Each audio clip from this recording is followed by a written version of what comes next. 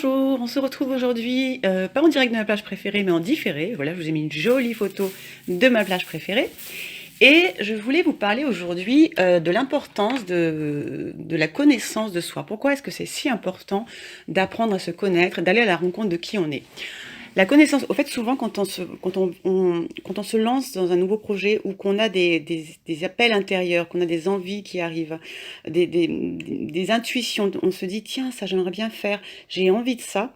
Et on va peut-être ne pas aller jusqu'au bout de cette envie, ne pas aller jusqu'au bout de cet appel, parce qu'on est dans le flou, parce qu'on ne sait pas pourquoi il y a cette envie, il y a cet appel intérieur qui vient, on n'arrive pas à mettre des mots dessus. Donc la connaissance de soi, ça va vraiment vous permettre de savoir qu'est-ce que vous aimez faire, de savoir vraiment là où vous êtes bien, dans quelle activité vous êtes bien. Et du coup, là où je voulais en venir aussi, c'était que on n'est pas obligé de vivre d'une passion.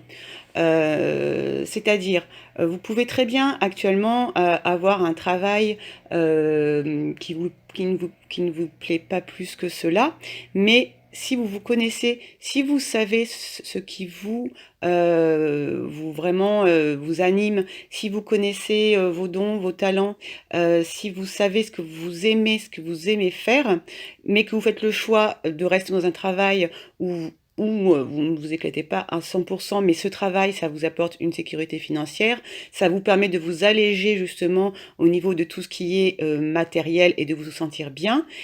Vous pouvez très bien, à côté aussi, développer en revanche cette passion, développer ces envies, ces aspirations que vous avez. Donc vous voyez, la connaissance de soi, c'est vraiment une clé parce que ce que je remarquais dans mes accompagnements, c'est que souvent les personnes qui les rend confuses ou qui les fait se sentir mal, c'est justement de ne pas savoir, de ne pas comprendre leur propre fonctionnement, de ne pas comprendre pourquoi elles se sentent parfois aussi tristes. Parce qu'au fait, il y a cette non-connaissance de soi fait qu'on va plus être drivé par les événements extérieurs plutôt qu'être le maître à bord par rapport à ce qu'on veut mettre en place.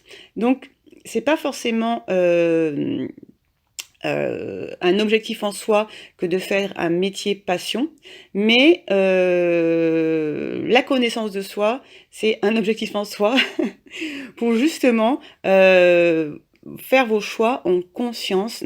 Plus particulièrement là, je m'adresse à des femmes qui sont dans des phases de transition professionnelle.